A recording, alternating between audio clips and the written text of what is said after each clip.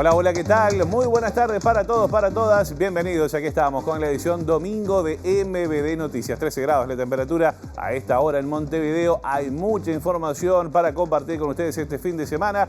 Aquí están, estos son nuestros titulares. OCE está desfinanciada y tuvo que pedir un crédito de $20 millones para seguir realizando sus tareas habituales y pagar aguinaldo. Informe técnico gerencial no descarta necesidad de aumentar las tarifas. La Convención Nacional del Frente Amplio proclamó la fórmula presidencial para octubre y su candidato, Yamandu Orsi, dijo que el próximo gobierno debe destacarse por su honestidad.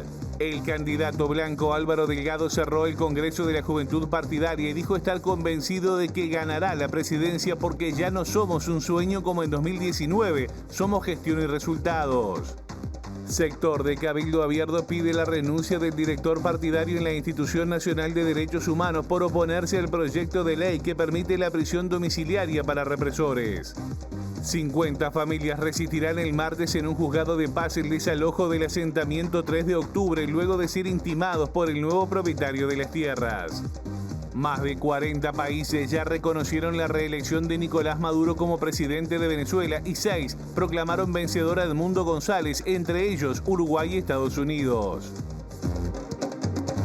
Bueno, muy bien, estos son algunos de los temas que tenemos para compartir con ustedes hasta la hora 20 aquí en la pantalla de TV Ciudad. Señores, en un ratito vamos a tener informe especial, hoy por dos, informe de nuestro compañero Federico Jurkovic, pero también informe especial en piso de nuestra compañera Abril Mederos. Por supuesto que vamos a destacar todo lo que ocurrió a nivel deportivo. Nacional es el campeón del torneo intermedio, le ganó por penales a Peñarol en la final, quinta final que juega el Bolso y una vez accedió al podio y al campeonato. Pero también vamos a destacar todo lo que ocurre desde fuera de fronteras, sobre todo lo que está pasando todavía en Venezuela con las elecciones del domingo pasado. Estos son, como decíamos, algunos de los temas que tenemos para compartir con ustedes en esta jornada. Pero antes de comenzar el desarrollo de la información, vamos a compartir nuestro habitual resumen de la semana.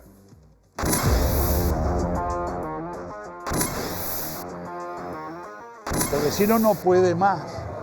En ninguna ciudad del interior de Montevideo y de Canelones, con la gente que está viviendo en la puerta de su casa o de su comercio, haciendo sus necesidades en la puerta. Entonces tenemos que defender al vecino. Los refugios existen y si faltan, los tendremos que construir. Existen muchos refugios que hoy no están llenos. Solamente se llenan con el tema del frío polar. Lo más importante es que vamos a trabajar juntos. La palabra intervención para la opinión pública puede sonar alarmista y no queremos que eso sea así, porque intervención no quiere decir que se vaya a desplazar autoridades, eso no va a suceder, es una intervención sin desplazamiento de autoridades, por lo tanto vamos a convivir Ministerio de Salud Pública y autoridades de CASMU para lo que queremos y el objetivo principal y más importante es que esto se estabilice. Que la intervención sea, que haya un control, un control de que ese apoyo que se le va a dar a CASMU sea dirigido hacia donde debe ir, que tiene que ver, por supuesto, con que el CASMU continúe de puertas abiertas, por supuesto, manteniendo las fuentes laborales, pero por sobre todas las cosas, recuperar la salud, recuperar la atención en salud que alguna vez tuvimos y que desde hace un tiempo vimos cómo se fue deteriorando. Hasta 170 metros de Amelia Sanjurjo y a unos 200 del Maestro Castro y de Blanco Valiente. ¿Qué pasa con la profundidad? ¿Es un poquito más profundo este hallazgo? Es muy similar. ¿Qué características? Es muy similar. Es un enterramiento primario y muy similar. Es lo único que podemos decir hasta el momento. Estos humanos rodeados por cal, en este caso. Sí, con una losa muy similar a lo anterior. Y ahora, hasta que se levante el cuerpo, se lleva al laboratorio y trabaja el GIAF, como siempre. Lo primero, lo más importante es otro desaparecido más que encontramos, que vale la pena seguir buscándolo, que vale la pena pelear y que más tarde, más temprano, a pesar del silencio del militar, los vamos a encontrar a todos. Esa es la primera reflexión y creo que es la más importante. Y todo este tiempo, bueno, han estado trabajando los antropólogos, el equipo de investigación y realmente, bueno, da su fruto. Bueno, resumen de noticias de la semana editado por Pablo Das Neves y nuestra compañera Mónica Penichet. Varios asuntos allí se destacaron, como ustedes veían en nuestra pantalla. Y vamos a comenzar el desarrollo de la información con temas vinculados a esto último que pasaba a nuestro resumen, porque los restos encontrados en el batallón 14 de Toledo presentan el mismo patrón de enterramiento que en el caso de Amelia Sanjurjo, esqueletos boca abajo prácticamente desnudos al sur del arroyo Meireles a 170 metros de distancia entre sí y enterrados a una misma profundidad. Además, bajo una gran cantidad de cal y una enorme losa que cubría justamente estos cuerpos. Según publicó el semanario Brecha, Alicia Luciardo, coordinadora del Grupo de Investigación de Antropología Forense del GIAF, dijo que el batallón 14 ya es un cementerio, tanto por la concentración de enterramientos en un área reducida, como por la disposición justamente de esos enterramientos que sugieren una premeditación al momento de organizarlos. A propósito, les adelantamos que Luciardo va a estar en vivo hoy a partir de las 20 horas en La Letra Chica. Por otra parte, Ignacio Errandonea, a quien veíamos allí en el resumen de la semana, dijo que hay que exigirle a las Fuerzas Armadas que proporcionen toda la información porque nosotros le pagamos el sueldo. El integrante de Familiares aseguró que los militares han mentido toda la vida, que ellos tienen la información y siguen con un silencio cobarde. Bueno, muy bien, vamos a meternos con otros temas que también se destacan este fin de semana. Tiene que ver con la Convención Nacional del Frente Amplio que ratificó la fórmula presidencial conformada por Yamandu Orsi y Carolina Cose. En su discurso, Orsi apuntó a la integridad que debe tener el sistema político y subrayó que el próximo gobierno debe ser noticia por su honestidad y no por escándalos.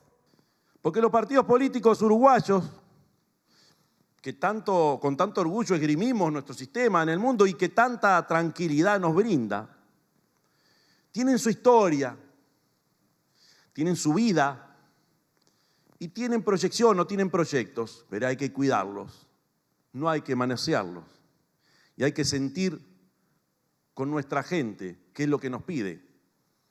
Y no puede ser nunca una catapulta, no puede ser nunca un vehículo que nos lleve a resolver nuestras cuestiones personales.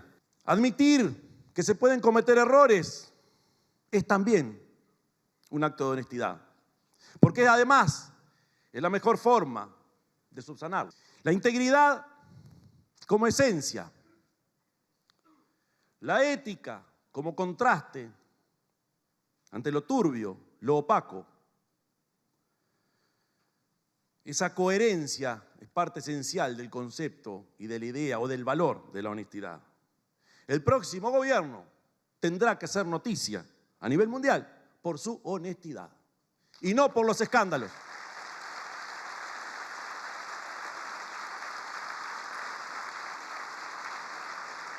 No podemos ser noticia por los escándalos. Es cierto que lo que está mal, pero permitirlo y durante tanto tiempo está mucho peor. Bueno, muy bien. También habló la candidata a la vicepresidencia por el Frente Amplio, Carolina Cose, quien destacó, entre otras cosas, la unidad del Frente Amplio y también ponderó el rol de la militancia, que dijo es un diferencial del Frente Amplio. Nuestra historia atestigua que la condición permanente del Frente Amplio es la participación, toda nuestra historia. Y es así que recientemente nuestro programa ha sido construido con la participación de miles y miles de uruguayas y de uruguayos de todos los rincones del país. Y nuestro programa bebe de la fuente de la sabiduría popular.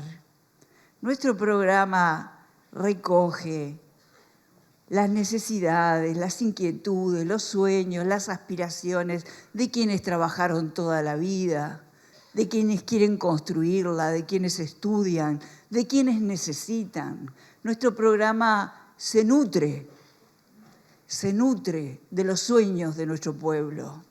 Yo decía, no empieza ni termina en octubre. La victoria que estamos construyendo no termina en octubre. Y la victoria se basa en miles de frente amplistas organizados, porque de cuánta conciencia generemos dependerá los cambios que podamos hacer para cumplir con nuestros programas y desarrollar las transformaciones que nuestro país necesita. Bueno, del Frente Amplio nos vamos al Partido Nacional porque el candidato de ese partido, Álvaro Delgado, dijo ser racionalmente optimista de que su fuerza política gane las próximas elecciones por los resultados mostrados durante el actual periodo de gobierno, dijo. En el cierre del Congreso de la Juventud Blanca este sábado en Soriano, el exsecretario de la Presidencia de la República aseguró que ya no somos ni sueños ni expectativas, somos gestión y resultados. Tenemos por delante un desafío bien interesante. Yo estoy convencido de que vamos a ganar. Convencido que vamos a ganar. No es biológicamente optimista, es racionalmente optimista. Porque cuando empezamos a ver la baja de inflación, la baja del desempleo, el crecimiento de la actividad económica, los planes sociales, el plan de infraestructura, las 70.000 personas que viven en asentamiento van a tener una vivienda digna, los 200.000 uruguayos que van a tener saneamiento. Empezamos a hacer el raconto de todo lo que hizo este gobierno en el momento de decidir, no los fanatizados, los que en cada elección deciden en función de comparar, de informarse, de resolver y pensar en sí mismo y en su familia. Bueno, nosotros tenemos mucho para exhibir. Ya no somos, como en el 2019, ni sueños ni expectativa. Ahora somos gestión y resultados. Eso es lo que somos. Gestión y resultados. Bueno, muy bien. De la gestión de resultados de los blancos nos vamos a Cabildo Abierto, porque justamente el sector Espacio de los Pueblos Libres de ese sector político, liderado por el ex militar Eduardo Radaelli, encabeza una nueva polémica. Esto al pedir la renuncia del director partidario en la Institución Nacional de Derechos Humanos. Bernardo Legnani había opinado en las últimas horas que el proyecto de ley que permite la prisión domiciliaria para represores puede favorecer la impunidad.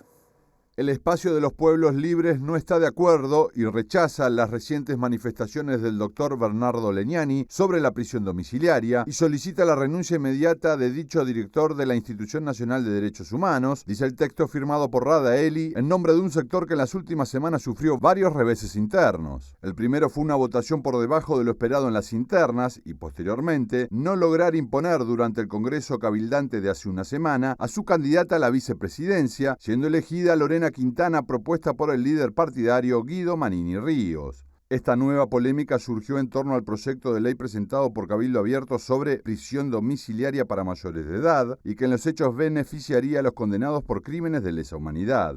La iniciativa ya tiene media sanción en el Senado y el 17 de junio las autoridades de la Institución Nacional de Derechos Humanos comparecieron a la Comisión de Constitución y Códigos de la Cámara de Diputados para dar sus puntos de vista. Legnani opinó que si los responsables de estos crímenes no contribuyeron a la verdad, no mostraron arrepentimiento y si no median razones humanitarias como por ejemplo la afección a la salud, otorgarles el beneficio propuesto en el proyecto no tiene fundamento en la normativa de derechos humanos. Es más, va contra la obligación de reparar a las víctimas y puede conducir a una forma de impunidad, sostuvo el cabildante. A diferencia de las anteriores polémicas, en esta Radaelli parece tener el apoyo de Manini Ríos, que anunció que esperará a conocer los descargos de Legnani para oponerse al proyecto antes de pronunciarse y confirmó que la Junta Federal del partido será la que se expida sobre si le mantienen la confianza o le piden que dimita.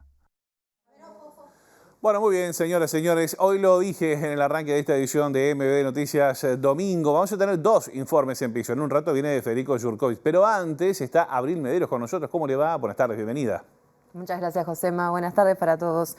Bueno, sí, el informe de hoy tiene que ver con una situación que está atravesando el asentamiento 3 de octubre, un barrio ubicado al noreste de Montevideo, pasando Puntas de Manga, y es una situación que se viene, bueno, prolongando desde hace más de un año, cuando el propietario inicial del predio donde viven actualmente estos vecinos vendió su terreno a un nuevo propietario que ahora está reclamando el desalojo, un desalojo que involucra a 50 familias que están pasando por esta situación y que ya han logrado detener 2 intimaciones de desalojo, pero esto sigue en pie. Se sigue realizando este reclamo y a falta de, bueno, una dirimación de justamente esta problemática, este martes va a comenzar la primera audiencia del Juzgado de Paz para ver qué es lo que pasa con este caso y cómo intervienen las autoridades. Estuvimos más temprano allí en 3 de octubre y hablamos con algunos de los vecinos del barrio que contaban cómo están viviendo esta situación justamente y qué es lo que van a pedir en la audiencia de este martes. Vamos a verlo. Dale. Bueno, yo hace más de 5 años que estoy viviendo acá y estamos viviendo bastante nerviosa, al simple parecer que los vecinos nos viven preguntando en cómo va el caso y eso. Y a veces, yo qué sé, hay vecinos que están más de 18 años, me parece, o algo así, pero otros que no tantos, y bueno, vivimos y bastante nervioso porque, o sea, nos levantamos y siempre con ese miedo de que tengamos una carta o una noticia mala, pero bueno, estamos positivos también. Nelly, ¿cómo te preparás para declarar este martes? ¿Qué es lo que vas a tratar de transmitir al Juzgado de Paz? Y bastante nerviosa, pero vamos a transmitir, a decirle que nosotros lo que queremos es, si tenemos la posibilidad de quedarnos acá, perfecto, y si no, bueno, un reloj, pero está. ¿Esa es la mirada general que tienen todos los vecinos? Sí, sí. Todos. ¿Cuántas personas ahora están viviendo en el barrio? 50 familias, son más de 100 niños y son como 300 personas.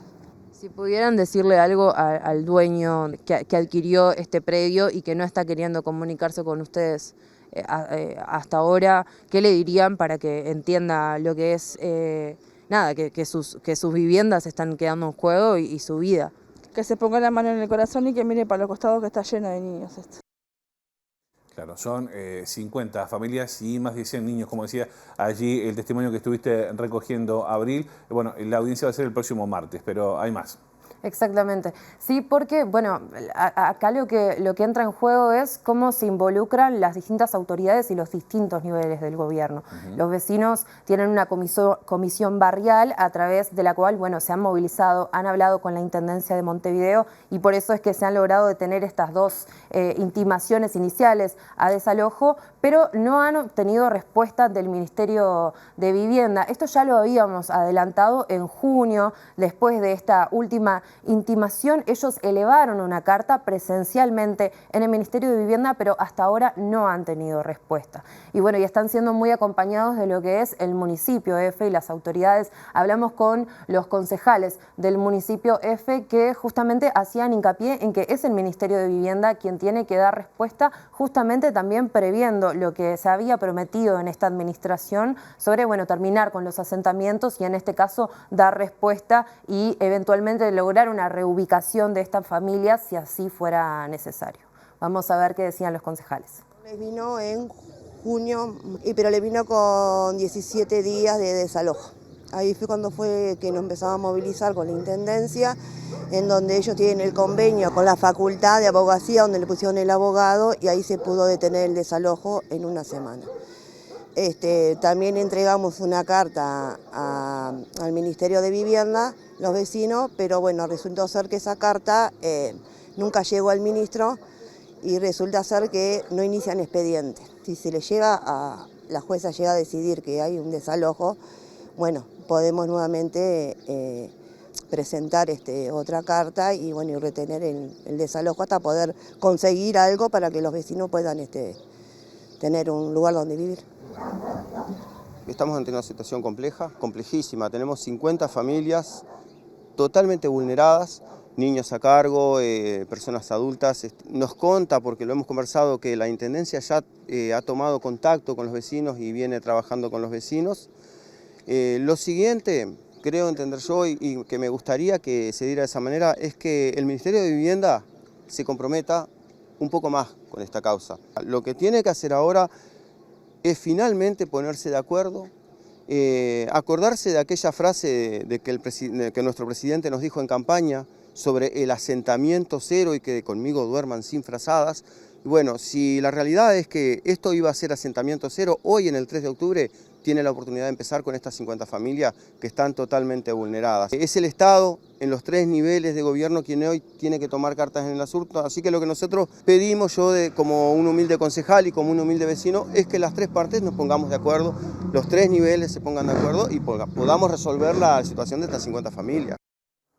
Bueno, veremos entonces qué dicen las autoridades de cara al día martes, ¿no? Exactamente, este martes va a ser la primera audiencia y bueno, y se espera que este sea un proceso largo. Habrá que ver si el Juzgado de Paz le pide a las autoridades, al Ministerio de Vivienda en este caso, que intercedan y eventualmente brinden recursos para un realojo o alguna otra alternativa que se decida allí. Muchas una gracias. Solución urgente, ¿no? Son 50 familias y 100 niños. Gracias, Abril. Gracias, José. Nosotros les contamos ahora que la Cámara de Diputados votaría esta semana el proyecto de ley de medios con apoyo del Partido Colorado, que había anunciado su rechazo justamente por la inclusión del artículo 72 introducido en el Senado por Cabildo Abierto. En las últimas horas, la Asociación de la Prensa Uruguaya, APU, criticó el acuerdo en el oficialismo para sancionar justamente esta norma, a la cual definió como autoritaria y violatoria de los principios constitucionales.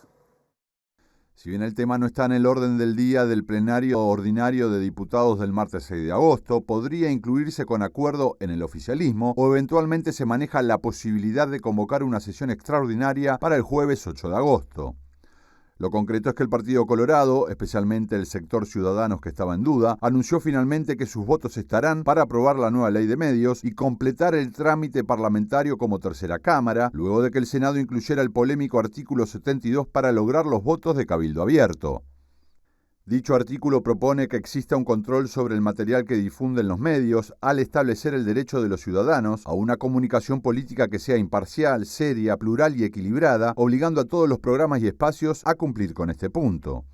El sector ciudadano fue el que se oponía a este agregado, pero en las últimas horas informó mediante varios de sus voceros parlamentarios que votarán en bloque con el oficialismo porque ya habían respaldado el resto de los artículos y porque esperan que el presidente Luis Lacalle Pou vete el artículo 72. En este contexto, el Sindicato de la Prensa rechazó la decisión de la coalición gobernante de avanzar con el proyecto al que considera regresivo, autoritario y violatorio de la Constitución en cuanto al artículo 72, pero que también incorpora otros cambios que considera negativos, como el aumento de la cantidad de licencias por titular, el fin del monopolio de Antel en Internet y la eliminación de la Comisión Honoraria Asesora de Servicios de Comunicación Audiovisual. Bueno, bien, veremos qué pasa esta semana en el Parlamento justamente con este tema. Reiteramos allí lo que decía APU, se manifestó en contra de esta iniciativa por autoritaria, entre otras cosas. Y vamos a seguir hablando de este asunto porque el sindicato de los trabajadores de Antel, SUTEL, hará un paro de 24 horas desde las 12 horas del día martes. La medida se da en rechazo justamente al acuerdo en el oficialismo para aprobar la nueva ley de medios. Resolvimos detener las tareas, hacer un paro a nivel nacional a partir de las 12 horas del martes hasta las 12 horas del miércoles, donde estaremos concentrando a partir de las 13:30 en la Torre de las Telecomunicaciones, porque entendemos que ante la creación del nuevo consorcio que el gobierno resolvió, Antel en su mayoría resolvió no interponer ningún tipo de recursos para defender la empresa pública, y para nosotros es una clara negligencia que la mayoría del directorio de Antel tomó. Por tanto, vamos a estar concentrando en la Torre de Antel y de ahí estaremos marchando hasta el Palacio Legislativo, bueno, donde se estará resolviendo el futuro del país, como nosotros decimos claramente. Los diputados tienen en sus manos o defender la libertad de expresión, defender la libertad de prensa, defender la democracia, defender la Constitución, defender las empresas públicas o votar la ley de medios nueva que rompe con todo esto anterior que acabo de decir.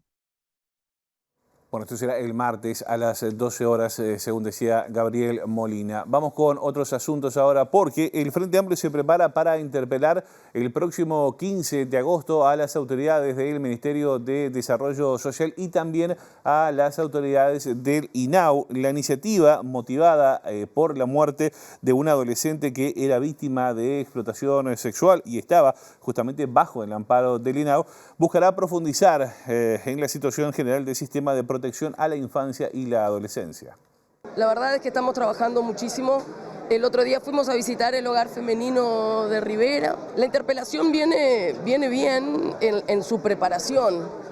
Estamos tratando de tener una visión lo más holística posible de todo lo que es el servicio de protección, el sistema de protección. Y estamos tratando de poner esas actuaciones en la carne, en la vida de gurisas y de gurises que de repente entran por situaciones de desprotección a un sistema que debería protegerlos y que no los está protegiendo en ninguna medida.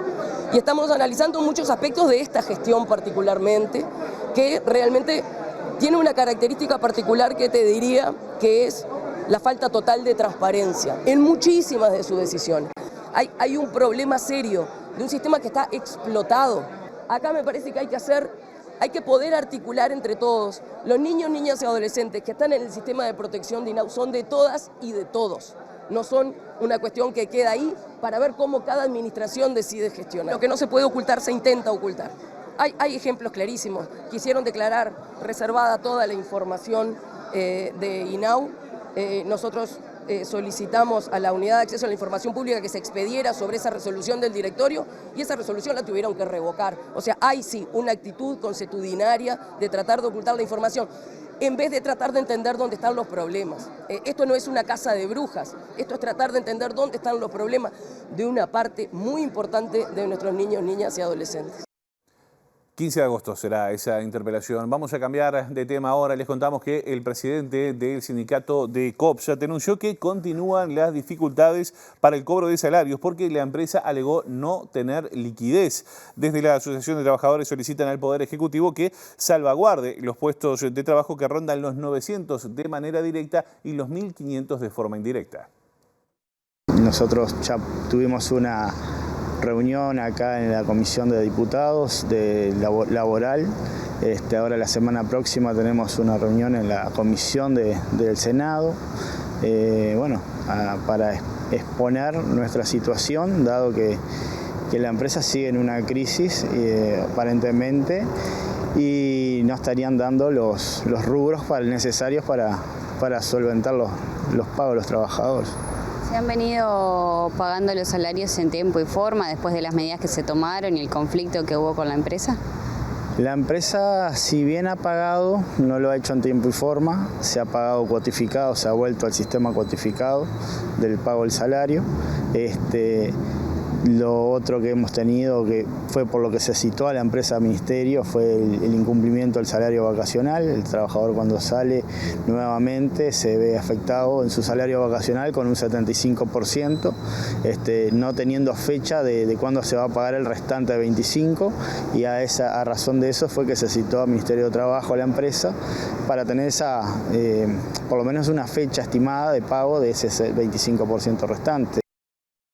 Bueno, liquidez, pero en otros rubros, y esto tiene que ver con el informe que nos va a presentar a continuación el señor Federico Jurkovic, a quien ya recibimos. Fede, ¿qué tal? Buenas noches, bienvenido. Buenas noches, Josema, un gusto compartir otro domingo, el 1 de agosto, junto a ustedes, compartiendo información como siempre. Bueno, hablaba de liquidez, Fede, ¿tiene que ver con lo que usted nos trae ahora? Ahí tiene que ver porque vamos a hablar de la OCE, de la liquidez, vinculado a la OCE es como muy fácil la asociación, pero en este caso con más certeza que nunca, porque hablamos de la liquidez de la caja de OCE. Por eso con Omar Izaguirre prensamos en esta placa este título, Josema. Sí, la OCE hace agua en el sentido figurativo vinculado a la finanza. Déjame retomar un poquito el tema, porque el 12 de mayo planteábamos aquí también las aguas bajan turbias cuando hicimos un informe en base a la documentación que iba publicando el Poder Ejecutivo en su página web acerca del proyecto de saneamiento para 61 localidades del interior.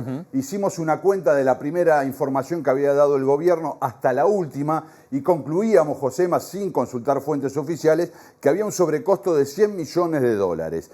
2 semanas después, el observador, en función de que se había adjudicado el contrato, confirma esto y Diego Pastorini, el director de la OCE, en MBD Noticias, ratificaba que había habido una mala previsión del ente, que ya la obra antes de empezar había costado o está costando 100 millones de dólares más, y a partir de entonces empezamos a configurar algo que tanto el sindicato como desde la oposición se había advertido, que los proyectos de saneamiento y Neptuno que tiene la OCE son más caros en el mundo privado, el ente no tiene recursos para afrontarlo, y hasta que llegamos entonces al informe de hoy, que es una nota de la Oficina de Planeamiento y Presupuesto en junio, cuando se hace el balance semestral, que le decía, ustedes nos prometieron un superávit global para finales de 2024 y resulta que ahora tenemos déficit con problema de liquidez en la caja. Este es el informe del 8 de junio. A ver. Con fecha 18 de junio, el presidente de OCE, Raúl Montero, recibió de la Oficina de Planeamiento y Presupuesto un informe crítico con la gestión financiera del ente, advirtiendo importantes desvíos a lo acordado en febrero mediante el programa financiero para 2024. En los documentos a los que accedió MBD Noticias, la OPP señala que ese compromiso era tener un superávit global de 1.553.666 pesos. Sin embargo, la ejecución financiera real al mes de abril de 2024, último cierre disponible, verifica importantes desvíos. Por ejemplo, se menciona que si se toma en cuenta el valor real hasta abril inclusive y las proyecciones de la empresa, al terminar 2024 el déficit global ascendería a 1.115 millones de pesos. Esto se explica por una caída en los ingresos, pero fundamentalmente por un aumento en los niveles de compra de bienes y servicios por más de 2.000 millones de pesos, reduciendo así el superávit de cuenta corriente. Al enumerar los desvíos importantes, la OPP apunta a una caída del ingreso del 3% entre enero y abril, que crecería hasta 4% al finalizar el año, y el aumento de la compra de bienes y servicios en el primer cuatrimestre, de 13,9% en febrero a 65,4% en marzo. La OPP reconoce en su informe que en 2023 el gasto fue superior al promedio en parte por la emergencia hídrica. No obstante, hay un porcentaje de los gastos de la empresa que no han podido ser justificados en función de la emergencia hídrica y que mantienen su tendencia al alza en la ejecución de 2024. El principal componente de este aumento en bienes y servicios se da en el rubro particulares, que explica 80% de la variación total. Efectivamente, aquello de la expectativa y las promesas se dieron de frente contra la realidad, Fede. Exactamente, ahí volvemos a la liquidez, al juego de palabras, pero en definitiva lo que está diciendo la OPP es que no tiene presupuesto, que las previsiones que se habían hecho para 2024 no se están cumpliendo. En algún momento de los documentos que tenemos, Josema, habla que en caja OCE solo tiene la recaudación de 8 días para un ente como OCE, que debe garantizar el acceso al agua potable y el saneamiento a toda la población.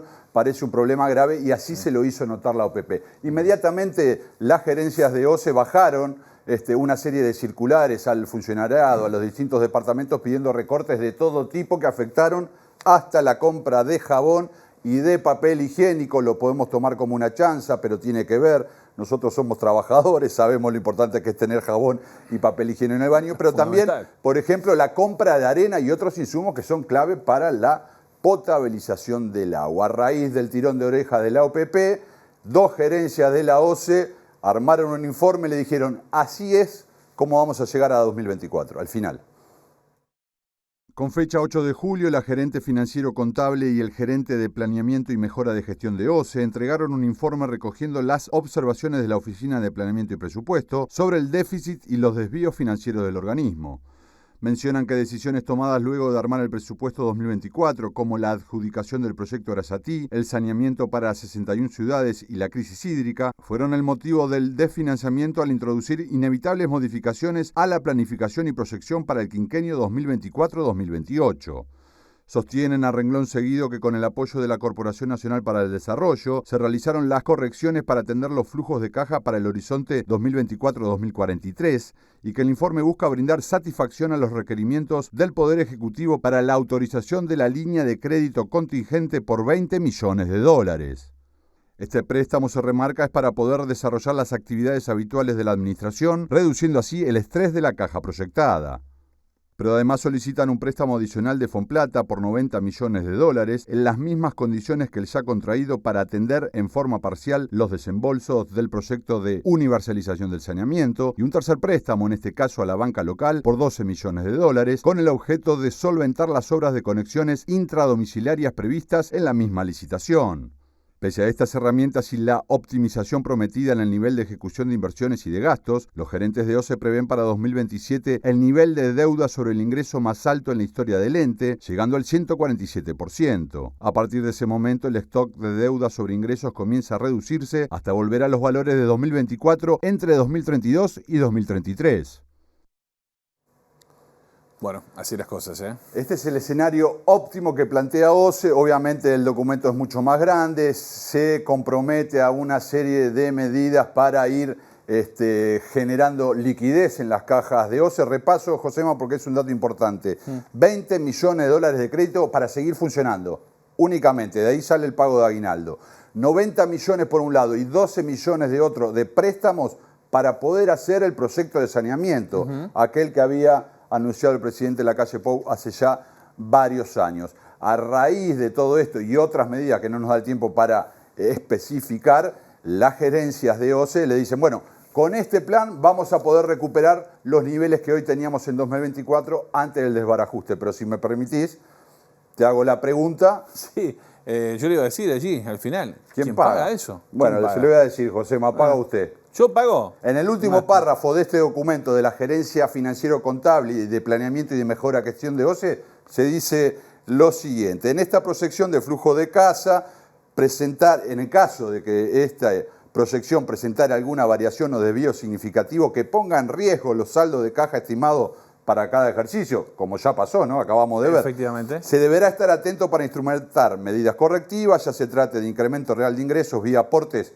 de rentas generales, paga usted, y o de posibles aumentos de tarifa que resulten necesarios para cubrir eventuales descalces del modelo, le llaman. Ah, descalces del modelo. Así que vaya ahorrando platita para hacer agua, Josema. Bueno, no se corte el chorro. Muchas gracias. Lo mantengo al tanto. Surkovich. Muy bien.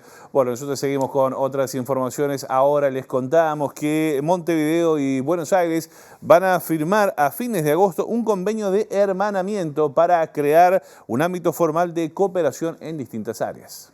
La semana pasada estuvo el gobernador Kicillof aquí, con el cual nos reunimos. La idea es tener un hermanamiento genérico hacia fines de agosto que nos permita generar los espacios de trabajo concretos.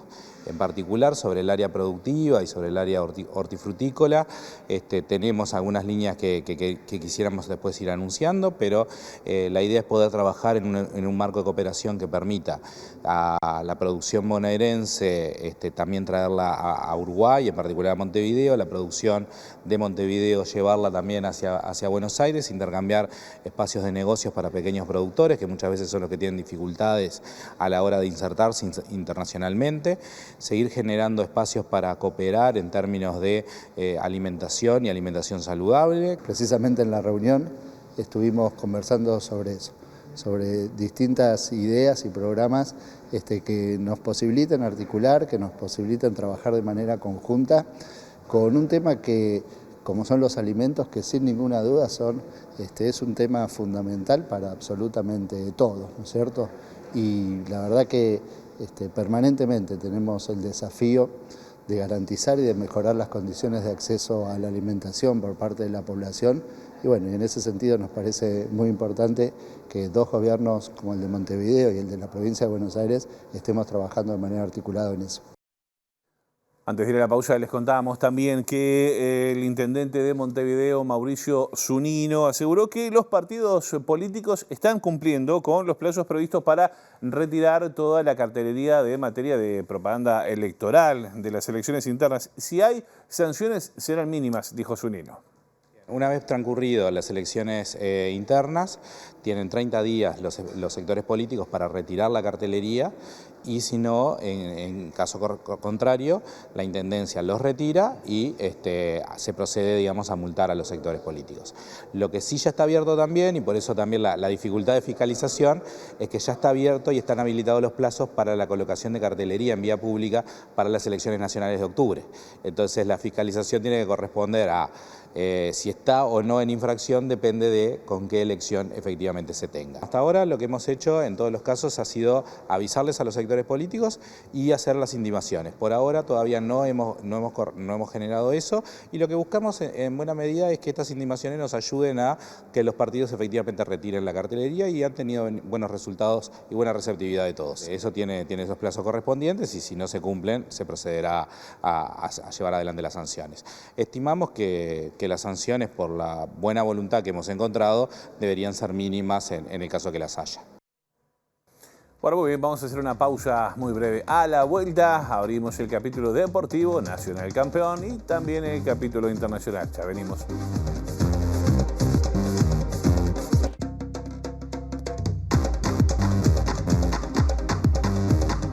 Segundo bloque de MBD Noticias, edición domingo. Seguimos avanzando en la información. Les contábamos ahora que hasta el 26 de agosto está abierta la convocatoria de la Intendencia de Montevideo para artistas musicales emergentes y también profesionales en el marco de una nueva edición del programa Fortalecimiento de las Artes.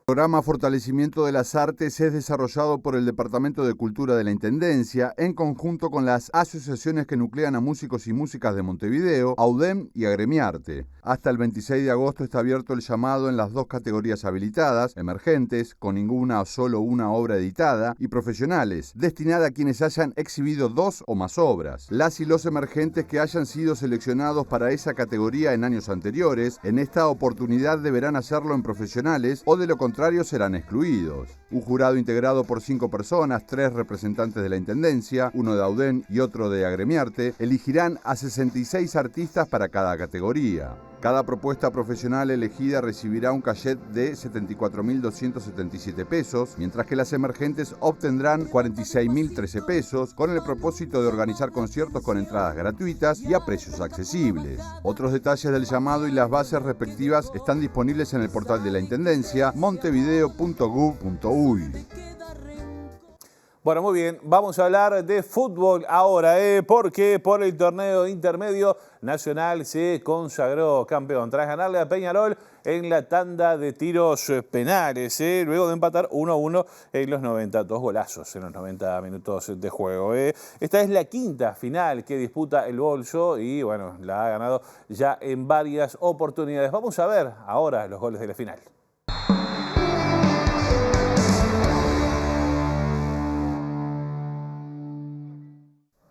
Hablar de clásico es decir lo que usted ya sabe: la fiesta máxima, las camisetas tradicionales, la rivalidad, el amarillo y el negro contra el rojo, azul y blanco del tricolor, la salida de los equipos, final del torneo intermedio, la primera vez que se enfrentaban Nacional Peñarol en el marco de este campeonato. Las Artes frente a Aguirre, la levantada del equipo tricolor en los últimos tiempos tras la salida del Chino Recoba, pero el comienzo del partido tiene a Peñarol como protagonista. Fue más el equipo de la Fiera frente a el de Lasarte. Jugada en la que avisa Peñarol, Lucas Hernández, un remate que se va un poco mordido contra el palo de Mejía. Y en este tiro libre, en donde fue amonestado, Izquierdo le pega notablemente, brillantemente. Leo Fernández, vean cómo baja la pelota. Una catapulta de pierna izquierda del número 8 de Peñarol para hacer estallar las gargantas de los hinchas aureneros que estaban en la tribuna Amsterdam.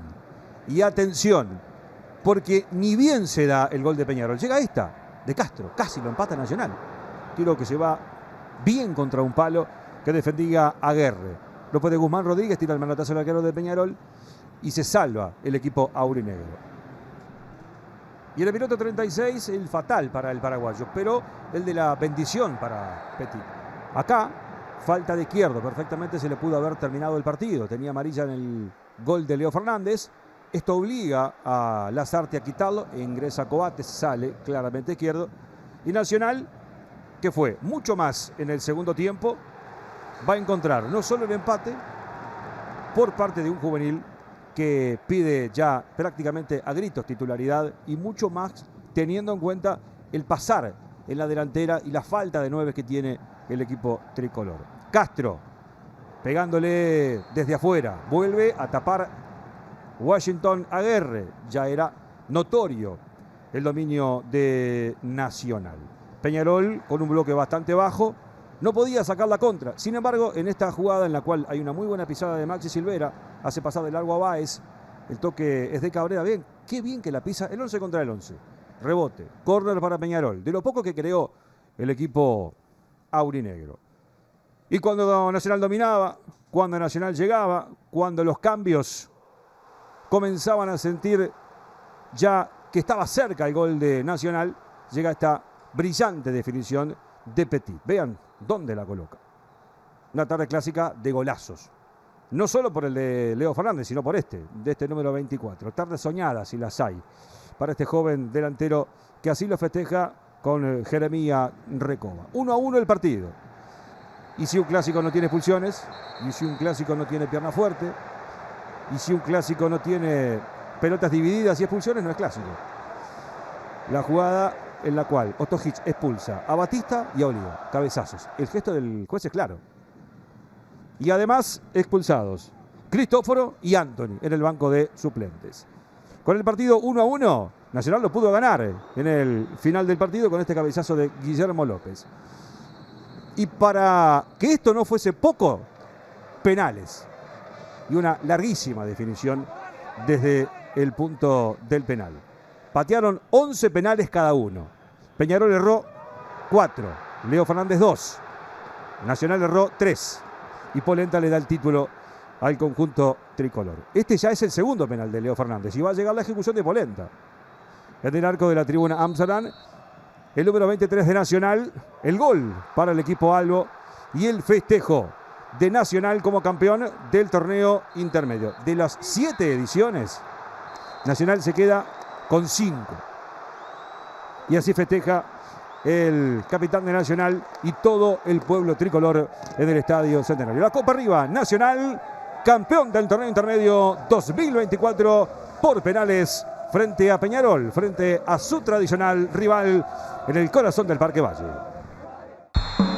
Festeja el bolso, así las cosas, señoras y señores. Bueno, muy bien, vamos a abrir el capítulo internacional. Ahora nos vamos a ir hasta Venezuela, porque a una semana de las elecciones en aquel país, más de 40 países reconocieron la victoria y reelección de Nicolás Maduro, mientras que 6 rechazaron los resultados y proclamaron ganador al opositor Edmundo González, entre ellos Uruguay y también Estados Unidos. Por otra parte, 6 potencias europeas enviaron mensajes a Maduro para que muestre las actas que avalan en su triunfo antes de tomar una posición.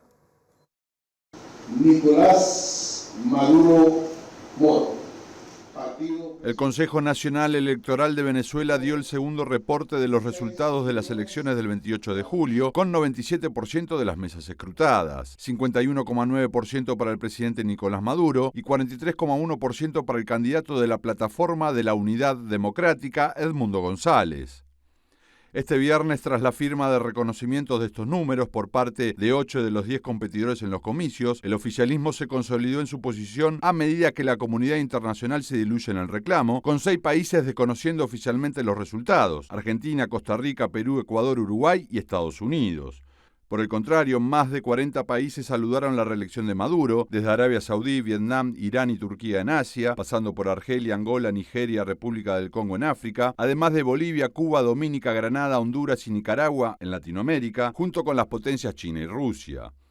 En este sentido, el presidente ruso Vladimir Putin invitó en las últimas horas a Maduro para participar en octubre de la cumbre de los BRICS, fecha en la cual podría concretarse su ingreso al bloque de potencias emergentes y que además de chinos y rusos integran India, Sudáfrica y Brasil.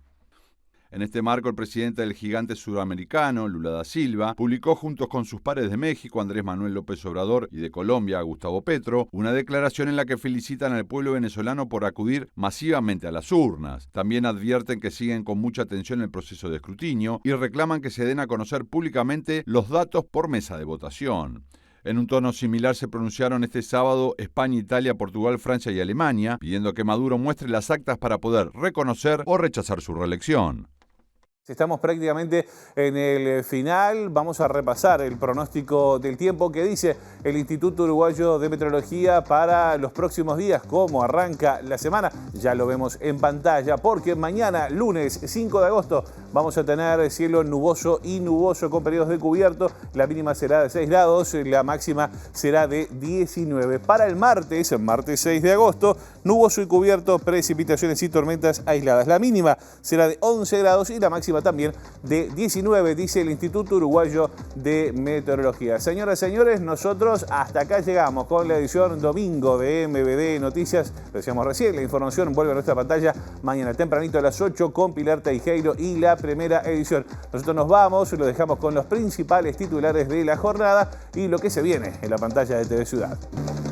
OCE está desfinanciada y tuvo que pedir un crédito de $20 millones para seguir realizando sus tareas habituales y pagar aguinaldo. Informe técnico gerencial no descarta necesidad de aumentar las tarifas. La Convención Nacional del Frente Amplio proclamó la fórmula presidencial para octubre y su candidato, Yamandu Orsi, dijo que el próximo gobierno debe destacarse por su honestidad. El candidato blanco Álvaro Delgado cerró el Congreso de la Juventud Partidaria y dijo estar convencido de que ganará la presidencia porque ya no somos un sueño como en 2019, somos gestión y resultados. Sector de Cabildo Abierto pide la renuncia del director partidario en la Institución Nacional de Derechos Humanos por oponerse al proyecto de ley que permite la prisión domiciliaria para represores. 50 familias resistirán el martes en un juzgado de paz el desalojo del asentamiento 3 de octubre luego de ser intimados por el nuevo propietario de las tierras. Más de 40 países ya reconocieron la reelección de Nicolás Maduro como presidente de Venezuela y 6 proclamaron vencedora a Edmundo González, entre ellos Uruguay y Estados Unidos.